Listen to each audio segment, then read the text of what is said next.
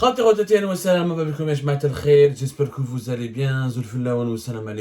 J'espère que tout le monde se porte bien chez vous, que vous vous portez bien vous-même. J'espère que vous avez une belle journée du 12 décembre 2023.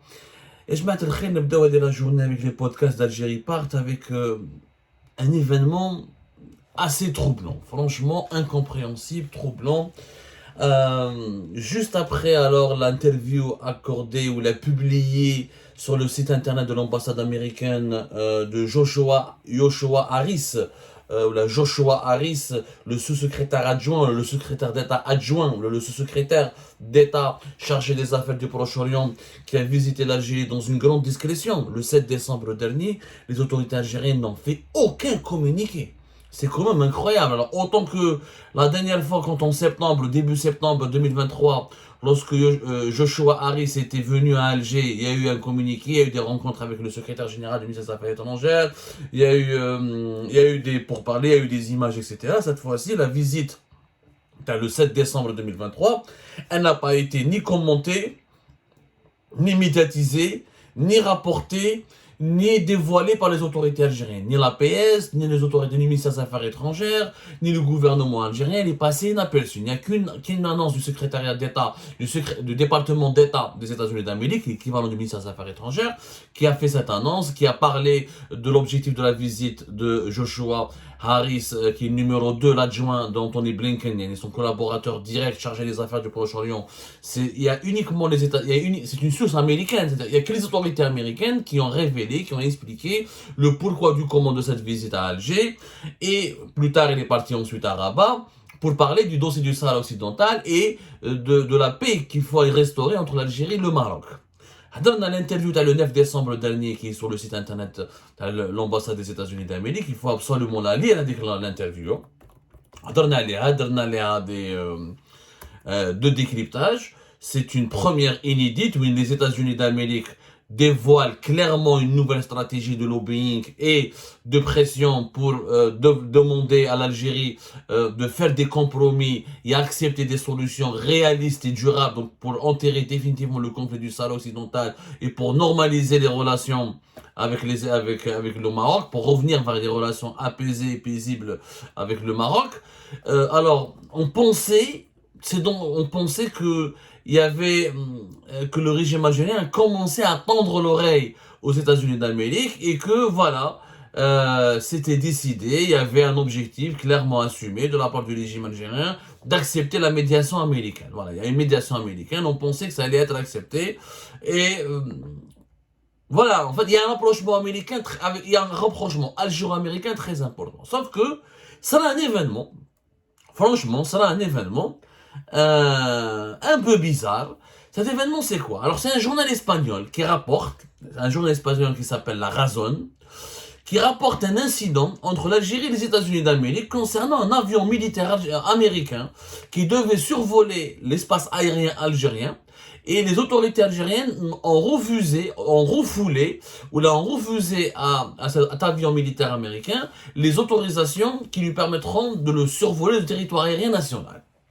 Alors, la révélation a été faite hier par le quotidien La Razón, qui est un important quotidien espagnol. Il nous apprend donc que cet avion militaire a décollé depuis la base navale américaine de Rota, qui est dans la province de Cadix, au sud de l'Espagne, pas loin de la frontière du Portugal. C'est la base américaine la plus importante en Espagne. Donc, cet avion, c'est un avion qui transporte des troupes. Alors, il s'agit d'un Boeing 711A Globemaster. Le plus troublant, c'est que le journal espagnol, il a étayé son article par des extraits, des échanges que cet avion militaire américain a eu, ou là les échanges qu'il a pu avoir avec les tours de contrôle algériens, de la direction de l'aviation civile algérienne. C'est quand même assez étrange. Franchement, c'est des messages.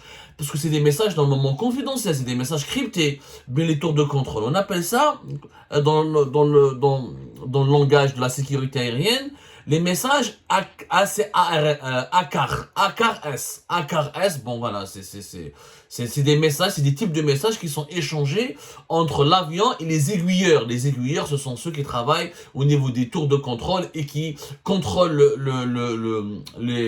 comment on appelle ça, les mouvements de la circulation, la circulation des avions dans un espace aérien. Et c'est eux qui indiquent aux avions qui entrent dans l'espace aérien d'un pays ce qu'il faut faire, ce qu'il faut opérer comme mouvement, là où il faut aller, est-ce qu'ils sont autorisés à continuer leur voyage dans l'espace, dans cet espace aérien, comment ils doivent se comporter et quelles sont les consignes qu'ils doivent respecter pour assurer tranquillement leur passage. Voilà, les aiguilleurs du ciel, si vous voulez un petit peu, c'est les policiers du ciel. C'est les policiers de la circulation du ciel. Sauf qu'ils sont beaucoup plus que des policiers, c'est des ingénieurs techniques. Le monde de l'aéronautique nécessite des compétences scientifiques et techniques très pointues. Donc, ce sont eux qui guident les avions.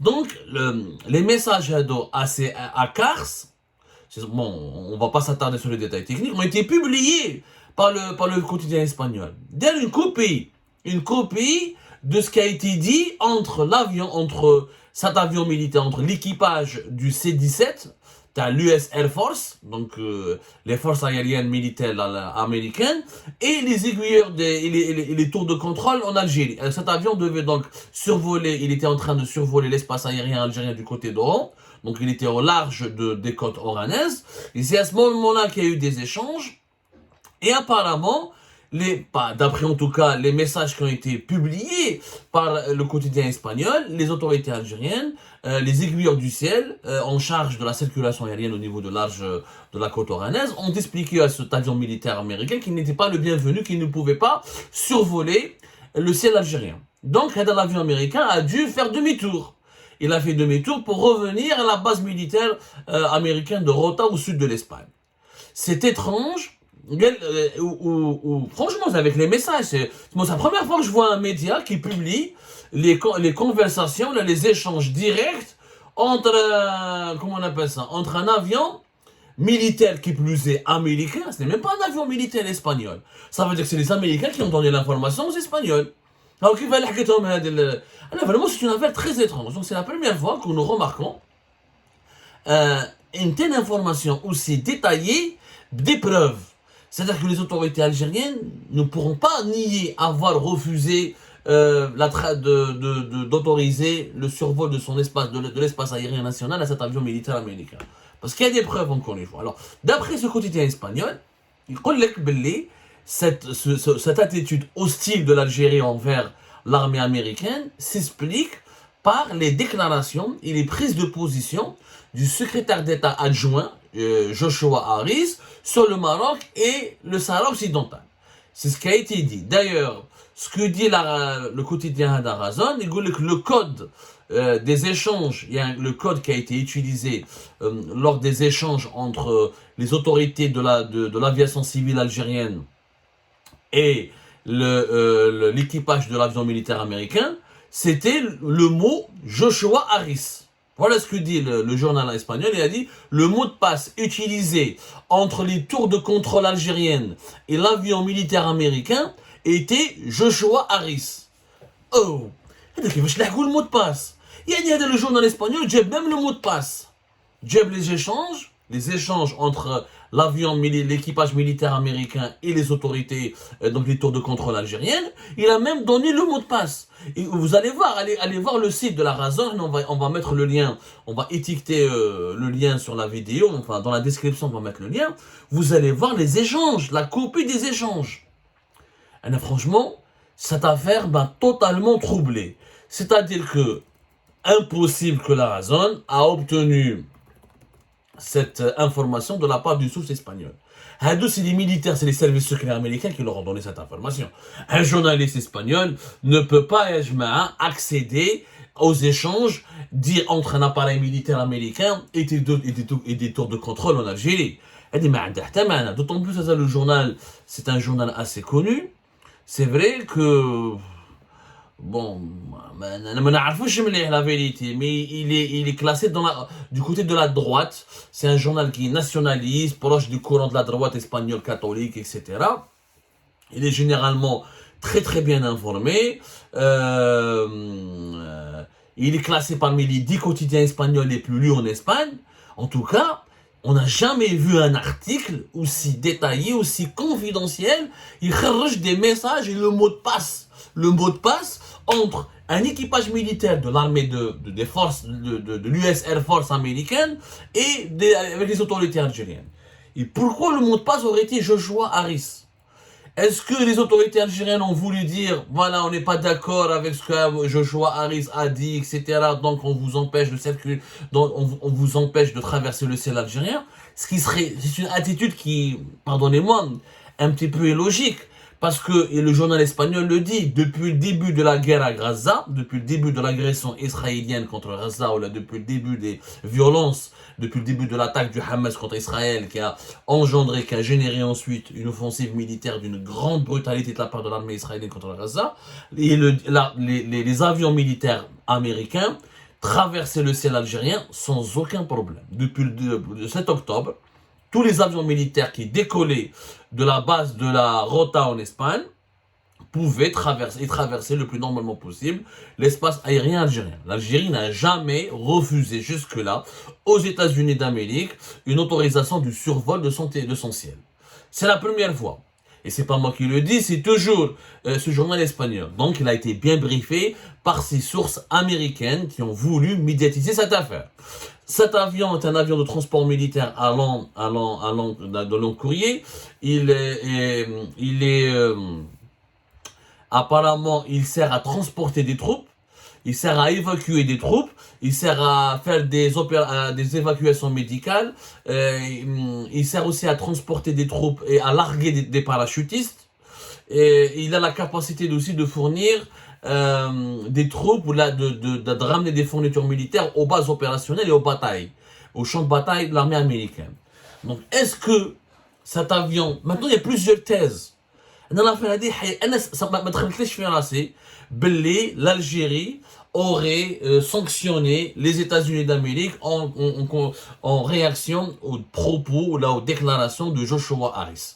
Ce que Joshua Harris a dit dans son interview, il l'a déjà dit certainement aux dirigeants algériens en les regardant droit dans les yeux. Il le dit lui-même dans cette interview que vous pouvez encore une fois retrouver sur le site internet de l'ambassade des États-Unis d'Amérique. Il dit lui-même, nous attendons que les dirigeants algériens, nous voulons que les dirigeants algériens soient honnêtes et directs avec nous. Lui, il a été très direct. Il veut une solution durable et réaliste pour le Sahara occidental. Il avantage le plan d'autonomie marocain. Il ne veut pas, les États-Unis d'Amérique ne veulent pas, ne cautionnent pas et refusent que l'option de l'indépendance pour le Sahara occidental. Ils veulent que l'Algérie normalise ses relations avec le Maroc. Ils ne veulent plus d'escalade militaire entre l'Algérie et le Maroc.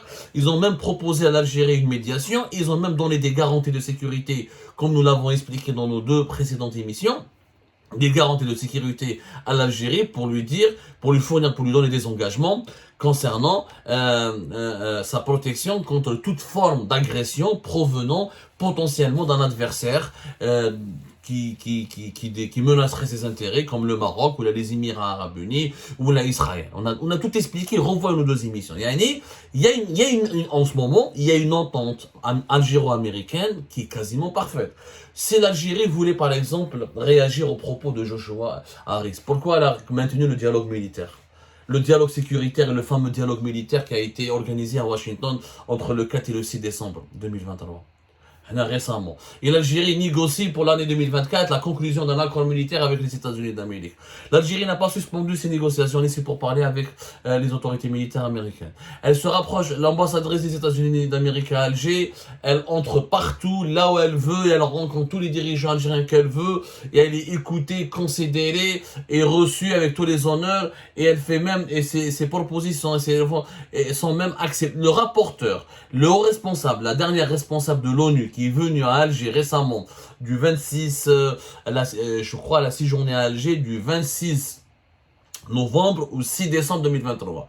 C'est l'ambassade et c'est l'ambassadrice, ce sont des pressions américaines qui ont contraint le régime algérien à accepter cette visite de la rapporteuse des Nations Unies en charge de la liberté d'expression. Comment elle s'appelle? Marie Lawler déjà. صراحة أنا هذا l'événement ما تخليش في راسي. Je ne crois pas du tout que l'Algérie voulait sanctionner les États-Unis d'Amérique par rapport aux déclarations, là, aux propos, ou là, aux pressions exercées par Joshua Harris. Il est possible, voilà, c'est la rapporteure spéciale sur la situation des défenseurs des droits de l'homme, pas sur la liberté d'expression, Madame Marie Lawler, qui a été en Algérie,